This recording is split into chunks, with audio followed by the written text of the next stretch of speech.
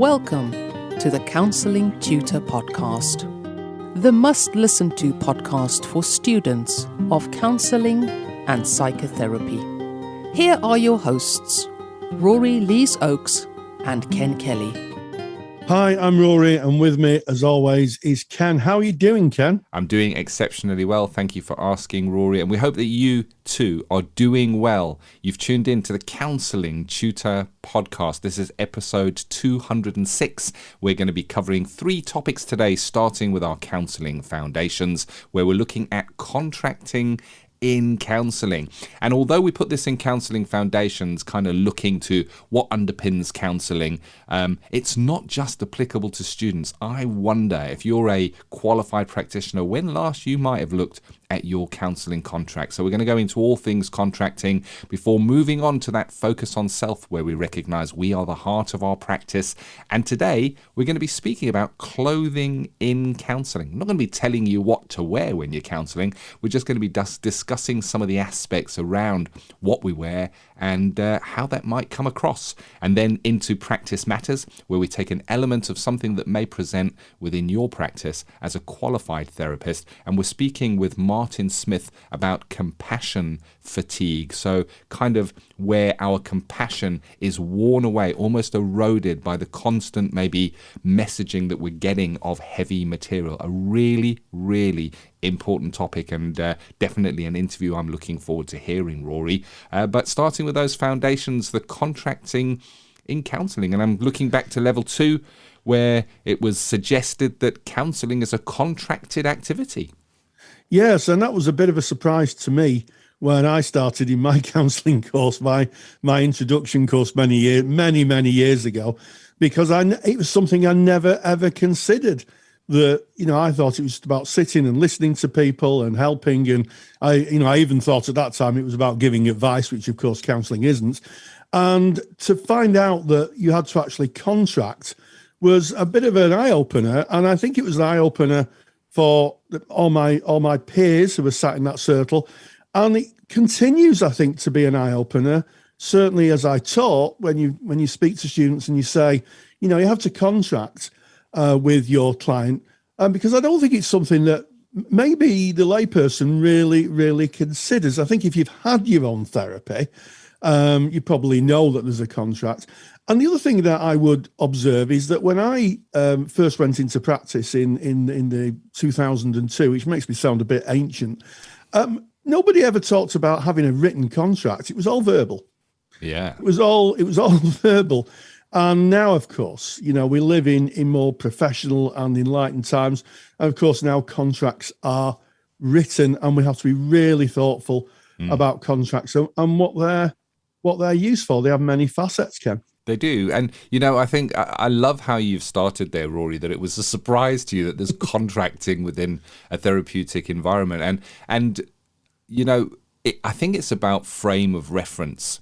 How do we view what a contract is before we maybe embark on training? And for me, a contract is something that gets put in place when you owe somebody money, or when you have an agreement of usually linked to some kind of a financial agreement, because contracts that I'd signed prior to coming into counselling were things like if I bought a car, if I bought a house, there would be a contract in place, and that contract would contain something called fine print, and the fine print is basically the terms and conditions of what happens when you don't pay. So like yourself, when I heard the term contract within counselling, within the counselling relationship, that it is a contracted relationship, it was rather surprising, and I had to set aside, I guess, that frame of reference to recognise that a therapeutic contract, it is slightly different. It's not about how much a client has to pay to come to counselling. That may be one line in the contract, but the contract is there in service of the client,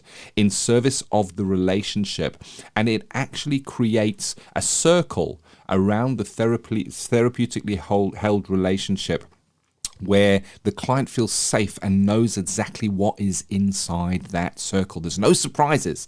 Nothing's going to come up where a client's going to go, I didn't know about that, because it should be covered in the contracting stage. Yeah, absolutely, Ken.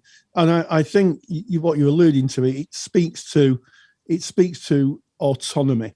You know, when you say the client, you know, doesn't know what's coming up, that means they lack autonomy. They lack an ability to make a thoughtful decision on what they're involved in, which is therapy. And I think that the first thing the contract does, a good contract, and sometimes we might call it a working agreement. Probably that would probably be a better way of describing it, because everybody thinks of contract, mobile phone, buying a house, buying a car, work. You know, everybody has a contract when they work. So that working agreement, those non-negotiables in it, such as when you break confidentiality, such as when the sessions are offered. If you're a private practitioner charging a fee, such as the fee, that's really, really important. So the client can look at that contract and take a view: is this what I want to get involved with? You know, and I think that as we moved into the online world, that those contracts now are becoming a little bit more intense, because, you know, in the room, you don't have to think about those variables that you do online. And those variables are the platform you're using, where we're recording this on Zoom at the moment. So if I work with a client, I have to be sure that the telehealth platform I use is GDPR compliant. GDPR, data protection, you know, that's something that we would talk about now. And also safety contracts. You know, what happens if you're working with someone 200 miles away and they become ill? Yeah. You know, so, you know, contracting has become a fundamental part of our work, and one that I think needs special attention paying to it. It needs attention.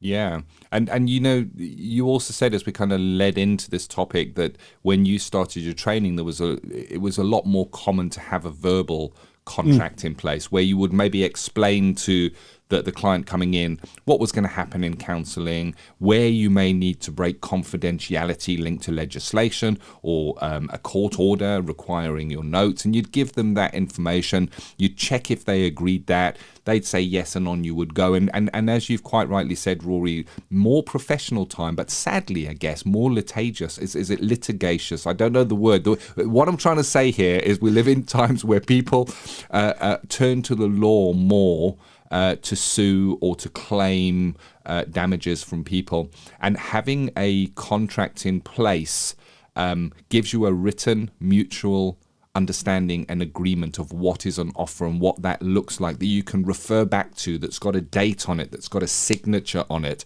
And most certainly, if you are a qualified therapist, psychotherapist working with clients, and a complaint is laid to a professional body, one of the first documents the professional body would ask for when kind of considering that complaint is the contract. They would want to see the contract or the working agreement. And for that to be valid, there would need to be a signature on it. It's informed consent. You can't say, but I showed this to the client and they agreed to it, because that doesn't indicate informed consent. It needs a signature on, and it needs a date on it. Now, are there practices where you might not have a signed contract? Yes. I mean, there are therapists that still work outside of having a signed contract and will work with a verbal contract. And I guess that's about you making the decision for your own practice. And certainly if you're working in a helping relationship, you may go for a verbal contract. But if you look at what a contract is in its basic form, it's a document in place in case things go terribly wrong. You know, you may bring out the contract from time to time to just re-look at the working agreement. But if things go terribly wrong, that is the document you're going to be diving for. And if you don't have a signed contract, it can lead to you not being, as a therapist, fully protected. Yeah, absolutely, Ken. And I think you alluded to qualified colleagues, but I think if you were a student colleague, and you know, you could have a complaint levied against you, they are few and far between. And I have to say, before anybody gets really worried about litigation, I think litigation is in this country quite unusual. But it would be more to support the basis of a complaint.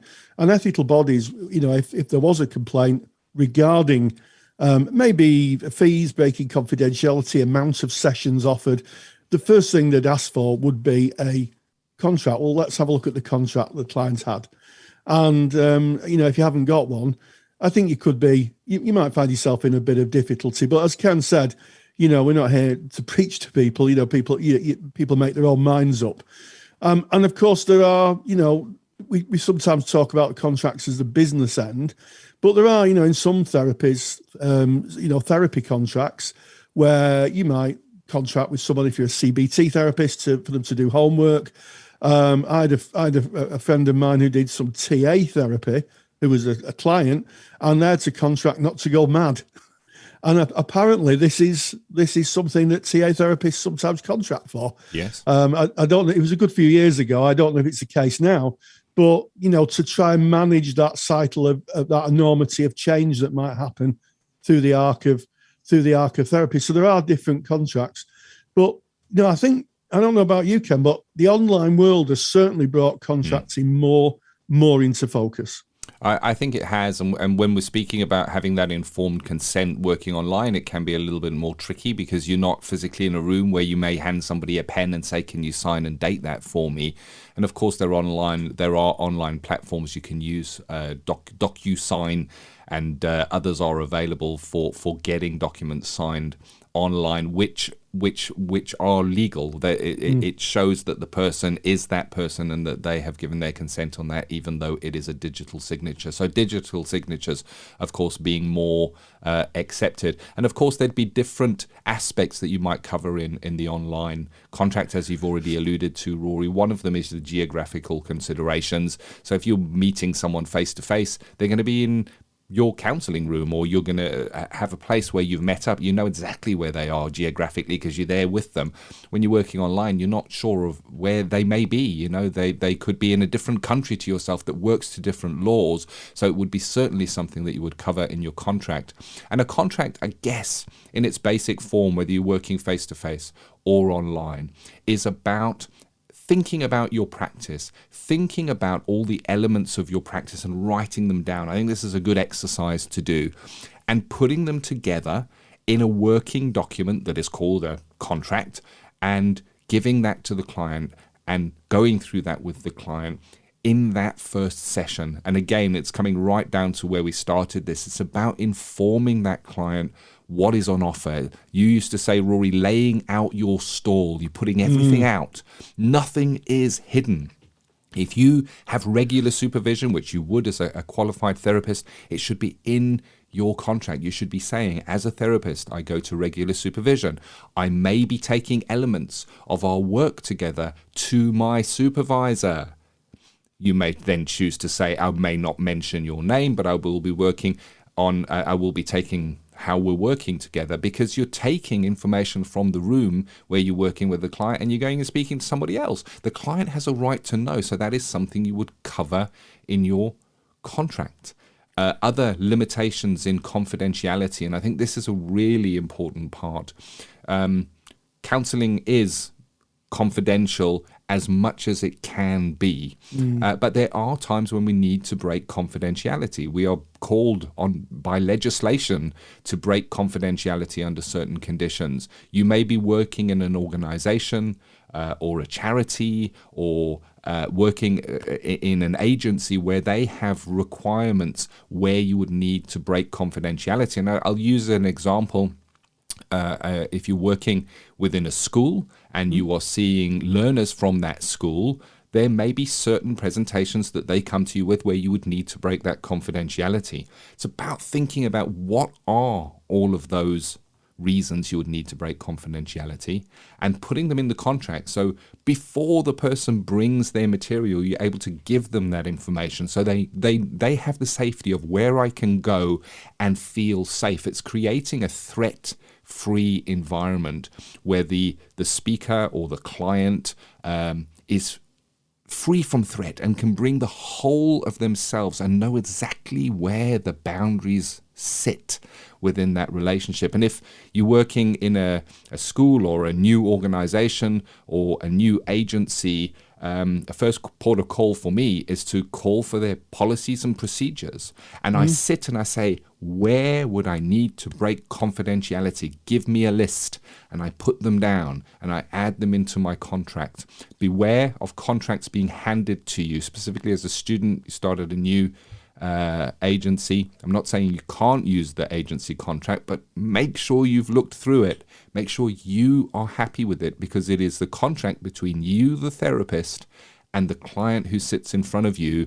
You don't have, it's not a contract between the client and the organization or the agency. It's between you and them. So make sure you understand what's in it and that it covers all the areas that you would want a client to know in the working relationship.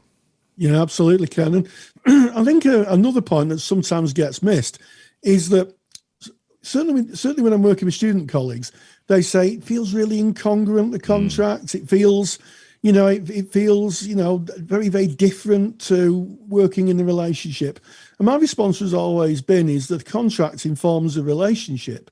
So if the client is clear on exactly what they're embarking on, then by definition, the relationship will develop from that. And I think that, if you are someone out there and you may be talking in your group or thinking it feels really incongruent, actually the contract is congruence. It's about being honest. Yeah. It's about, putting yourself there and saying, this is what I can do. This is what I can't do. This is what I can offer. This is what I can't offer. And then putting that in front of the person you're working with, it could be a peer or it may be a client, and letting them decide. And I think it's a mindset thing. It very much is about thinking of contracting as part of the therapeutic process, not an adjunct to it or something that has to be taken care of before we can get into the work. It is part of therapy. And I think if you approach it with that mindset and a thoughtfulness, that it just becomes a very natural thing. I know it is in my practice. And also just little things, not everybody can read, even at the time this is recorded in 2021, not everybody can read. Yeah. So being thoughtful and saying, would you like me to explain the contract to you? And that's a way of giving the client an out if they can't read. Then they can say, yes, that would be useful. And you could read it out and then ask them, if they've got any questions. And I always in my practice on the second week, just before I start, I will say, last week we looked at the contract. Have you got any questions or anything that's unclear? Yeah. And sometimes clients say, no, that's fine. And sometimes they'll say, you mentioned about, and then you can just say, okay. And the contract, thinking about the contract as something that helps the relationship and helps the process of therapy and removes blockages, it's clarity. Oh, yeah. And that's what makes them so powerful, I think. Yeah, I'm cheering you on here. I'm like a cheerleader in the background, Rory, because I couldn't agree more. You're hitting so many really, really valid points there. It's interesting. You kind of started that going in saying, students have mentioned in the past when we were teaching together, they would go, we were teaching a person-centered course and they would go, but the contract is active directive. I'm telling the person how it needs to be. And is that not a power imbalance? And you're 100% right. If anything, it levels the playing field. There is mutual understanding of what is going on from both sides. Nothing is hidden from this person. It is complete congruence in its truest form, in that nothing is hidden. It is all laid out, and they can ask questions about it.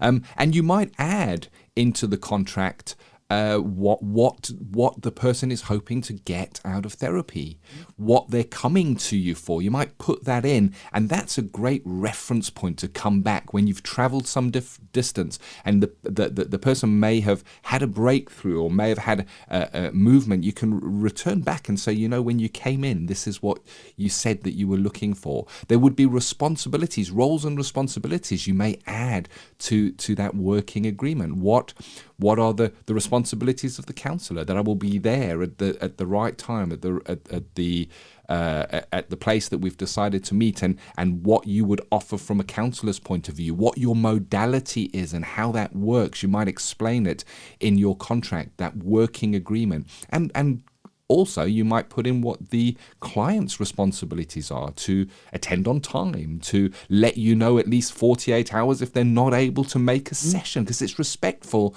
to both, so that there's a really clear understanding of what is expected. And it may be that you cover the contract in that first session. And although the contract may have elements of being active and directive, they are there in service of the client. And I think of it, Rory, as the client and the counsellor going to a big green field together, and the first session they spend talking to one another, putting up a fence, a big round fence, into which they then go to spend the rest of their therapeutic time. They built that fence together. They both know where that fence is. They know where the boundaries of that relationship lie. They both can see all the boundaries of that fence. And within inside that fence is the special threat-free environment, that therapeutic relationship. And it is protected by the fence that was built together by the counsellor and the client.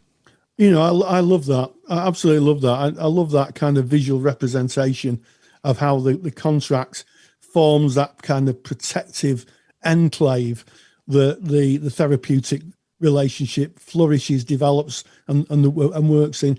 And you're absolutely correct when you can use part of the contract to look back at what the client came for.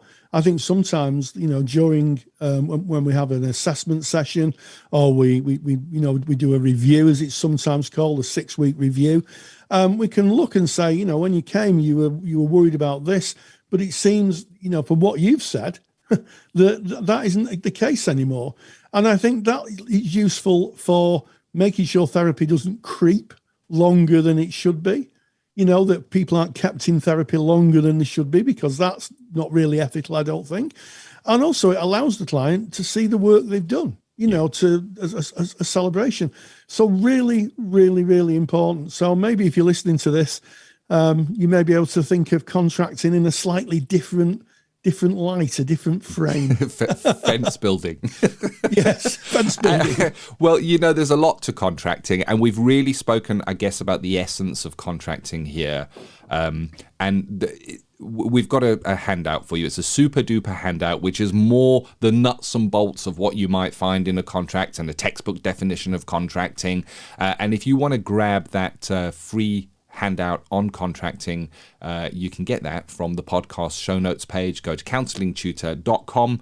Episode 206 is the episode today. So you're going to find that by going to the top menu, clicking on the podcast tab, find episode 206, and right from that page you can download a free download on contracting, which is kind of the nuts and bolts and what you might expect to see in a contract. So there it is. That is our Counselling Foundations for today. Moving on to that focus on self, where we're speaking about clothing and counselling. An interesting topic, Rory.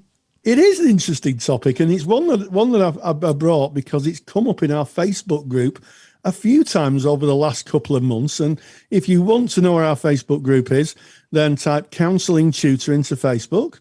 You'll find us. We're a closed group. Knock on the door, and our friendly and professional moderation team will let you in, and you can join thousands of like-minded people who are studying in counselling and psychotherapy.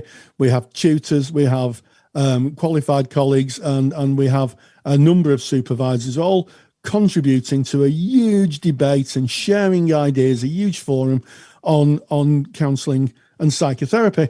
And clothing comes up. And I remember when I went to my first supervision session, clothing came up in my very first supervision. I was working in a shop, and I had to wear a pair of dark trousers and a white shirt and a tie.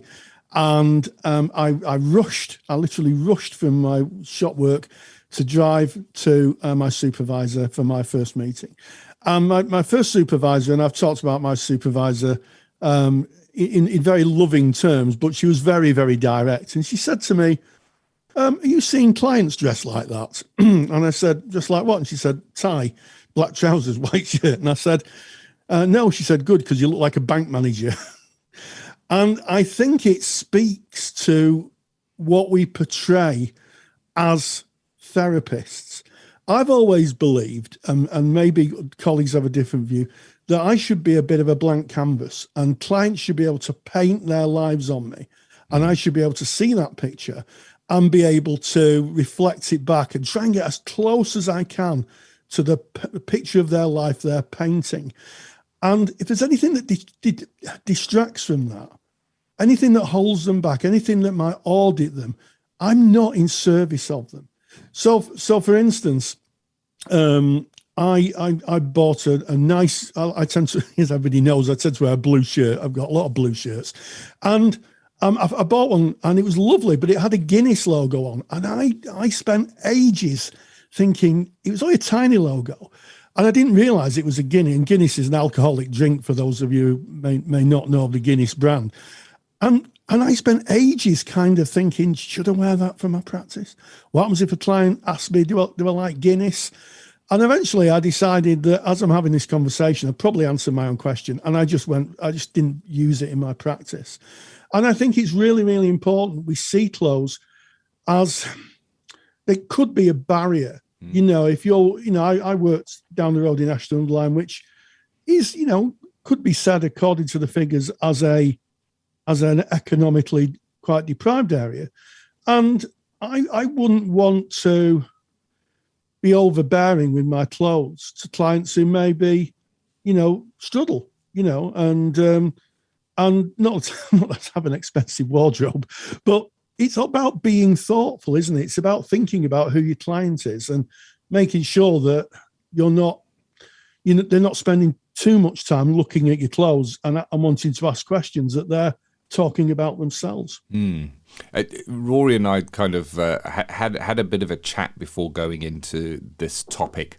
It's an important topic, but it's not about us telling you what you should wear or not wear. That's for you to decide.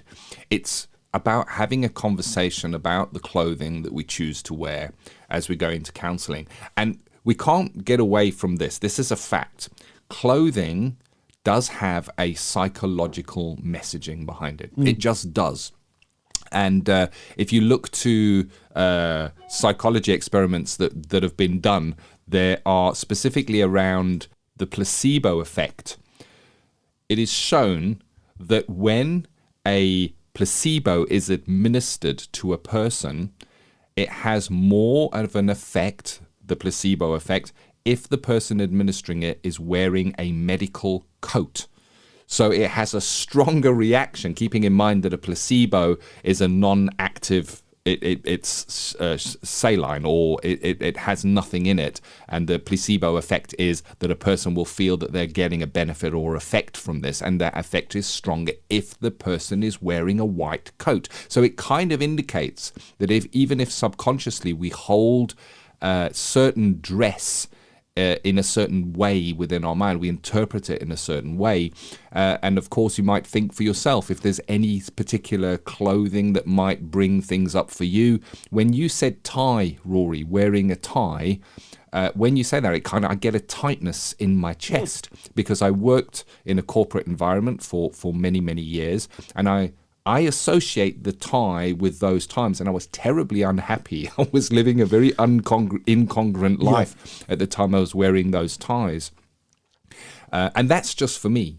So I would choose to not wear a tie in counselling. And I guess it's about you thinking about the clothing you choose. And when you were speaking about labels, Rory, what do those labels mean? What does a Nike t-shirt mean? And it might mean nothing to us, but it might mean something to someone else. It might be something that they can't afford or can't have.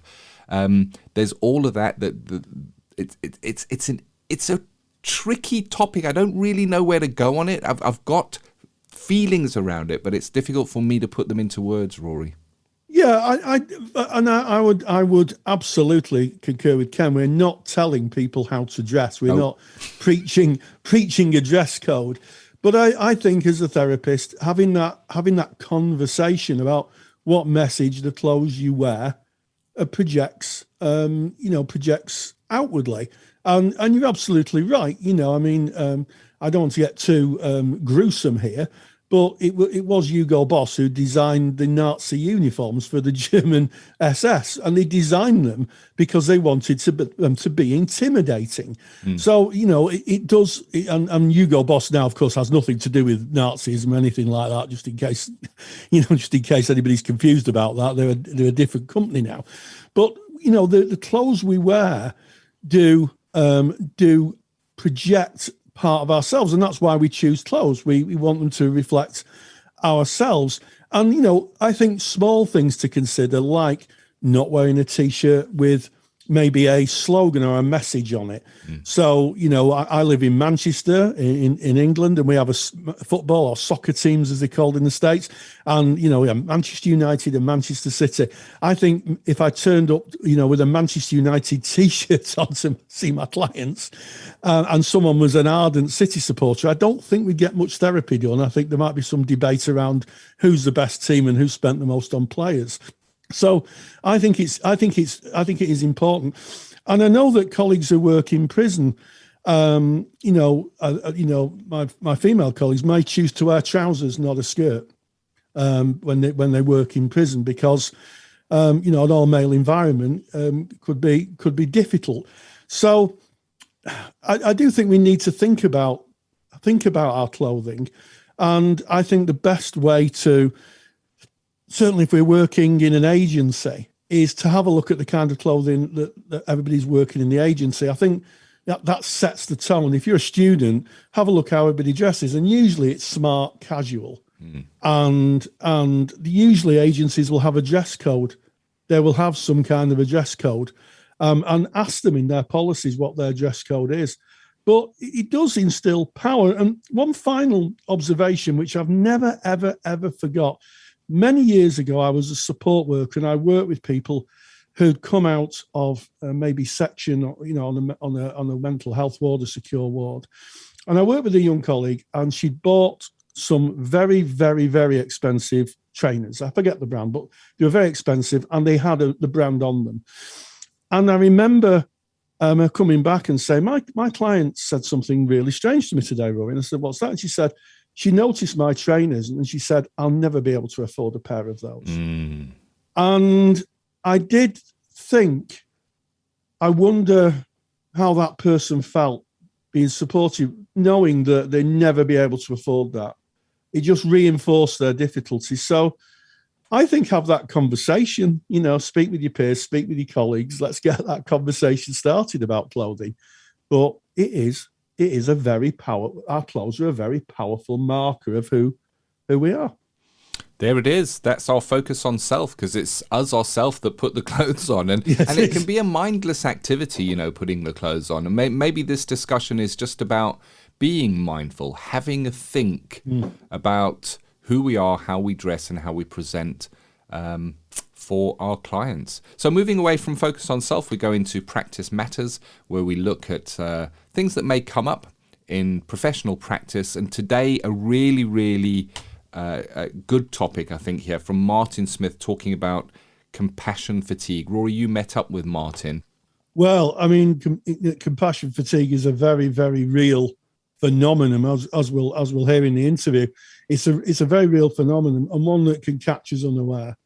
I think that sometimes we're the last to know if we have compassion fatigue, and that sometimes, it's our supervisors or our peers or even our family that may kind of point out that we're getting burnt out. We invest a huge amounts of ourselves and our humanity working with clients. And, I think over the long period of time, if someone isn't supported or they have difficulties in their own life, it can be chipped away at. And, sometimes, sadly, in our profession and in other caring professions, people get fatigued.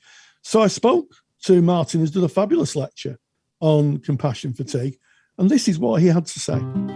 Practice matters. And we welcome Martin Smith back to the Counselling Tutor Podcast. And Martin, you've delivered a fab lecture for us in both the Counsellor CPD Library and the Counsellor Study Resource Library on understanding compassion fatigue or preventing compassion fatigue in counsellors.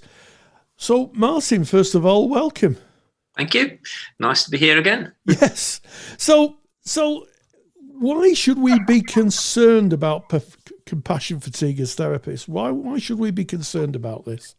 I think one of the main problems here is that compassion fatigue goes beyond stress or pressures or difficulties that counsellors or therapists might incur.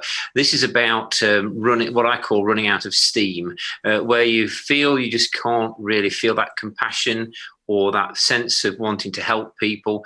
And that can be very corrosive for therapists of all experiences. They just feel they've run out of steam. Yes, and yeah, I like the idea of running out of steam. It's almost like you're running, and all of a sudden you just stop because you just can't go on any longer. But I'm guessing from when I used to do running, and it was a long time ago, you did get a couple of indications, I suspect, that you might be running out of steam. Physically, is it the same emotionally? Do you get kind of indications that might alert you to you're on the way to getting compassion fatigue? Yes, absolutely. I mean, these are sort of quite often increased cynicism, a sort of not intentional, but sort of almost a thankfulness that, say, a client has cancelled. Now, we all may have that situation sometimes, but when that sort of real sense of I just can't be bothered, and that cynicism coming in, why am I doing this? An increasing sense of dread or insecurity quite often. So a number of markers, and these we'll certainly be covering in the tutor session, but you get certain markers that are very important to note.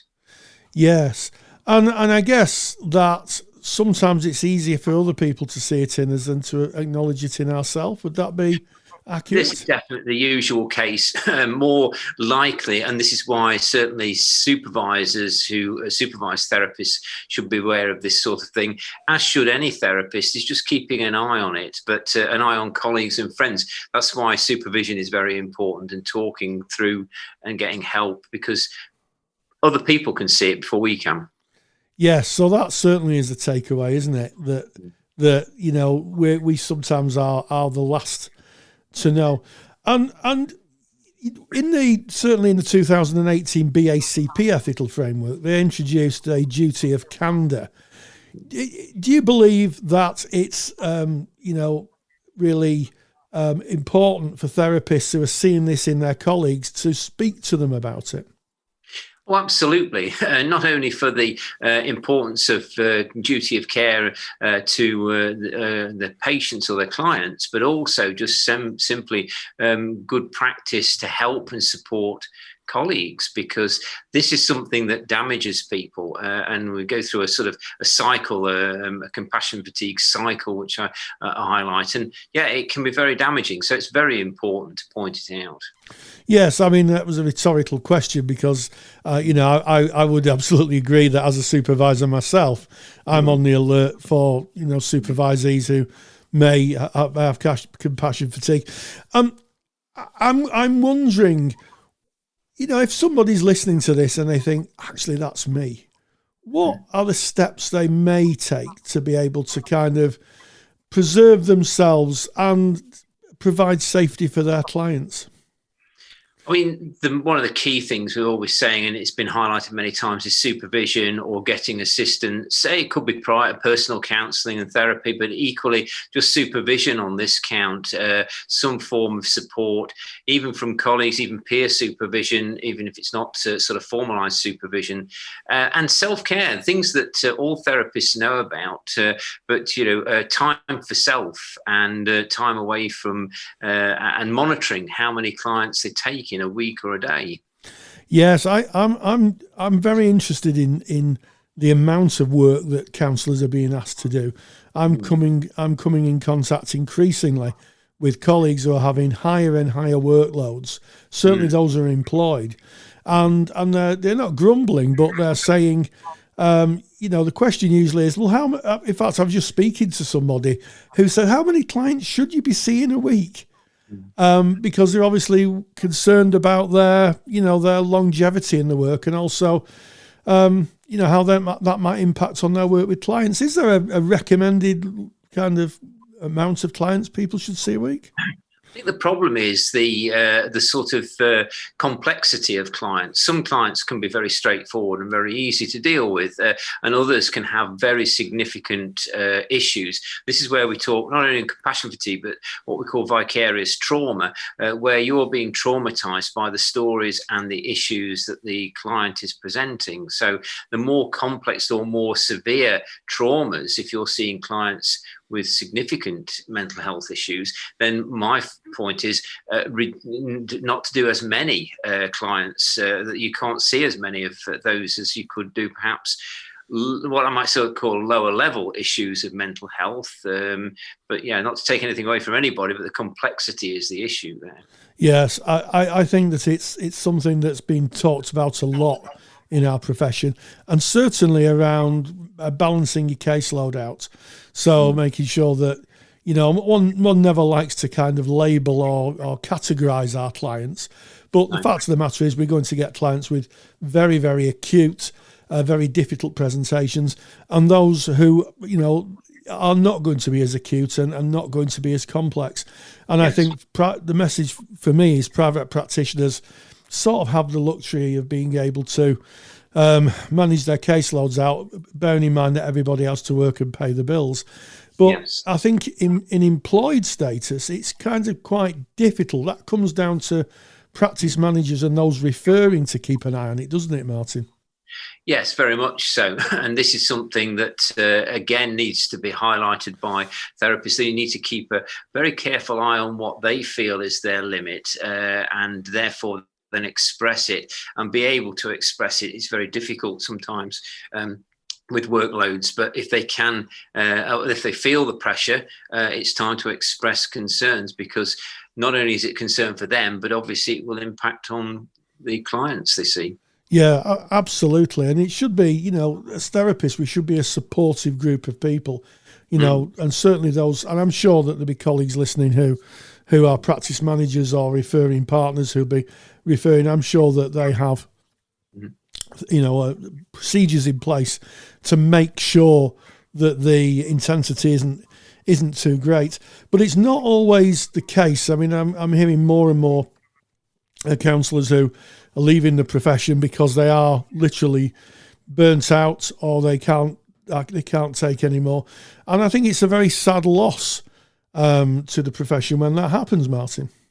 Absolutely, yes. And the link between compassion fatigue and leading to that burnout is very sort of palpable, and therefore needs to be carefully monitored. We could lose good people through this process. So awareness of compassion fatigue, burnout are all very valid and need to be addressed. Absolutely. And I think it's one of those things that should be put on everybody's top priority list. Supervisors, yes. Practicing colleagues, referral partners, all need to be thinking about this, because it's a very current issue, isn't it? I wonder, what do you hope that people will take away from the lecture, Martin? What do you hope is the enduring thing that'll be in people's minds when they've watched the lecture? I think it's really just the awareness of what compassion fatigue is and its stages. You were saying what are the markers, the indicators, and we look at a very brief little model of 6 stages, and just noticing those and being able to go away with an awareness of the problem can greatly help and support people in dealing with this. Well, I think it's a very, very, very important topic to talk about.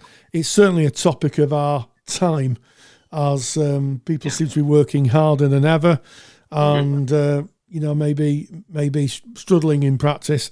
So, Martin Smith, thank you so much for joining me. That's okay. Nice to be here. Thank you. Big thank you to Martin Smith, and to you, Rory, for hosting that lecture. And if you would like to hear Martin's complete lecture on compassion fatigue, you can do so by just logging into the Counsellor CPD library. If you're not a member of the Counsellor CPD library, go to counsellingtutor.com. All the information is there. If you are a member, log in, and the compassion fatigue lecture has been added to the library. This has been episode 206 of the Counselling Tutor Podcast. Yeah, so we started with Counselling Foundations, looking at contracting in counselling and really kind of expanding on what contracting is and how it forms part of the therapeutic environment. Focus on self. We had an interesting conversation about clothing, the power of clothing, what messages clothing sends out. And finally, an interview with Martin Smith, who's done a fantastic lecture on compassion fatigue. And as always, stay grounded and stay safe. If you're a qualified counsellor or psychotherapist, then why not check out the Counselor CPD Library? Stay current with your CPD requirements with over 150 hours of academically rigorous, on-demand lectures you can stream to your device. Joining Counselor CPD will expand your skill set to create a more specialised, highly rewarding practice. For more information on the Counselor CPD Library, visit counsellingtutor.com. Thank you for listening to the Counselling Tutor Podcast. Find the show notes for this episode on our website at www.counsellingtutor.com.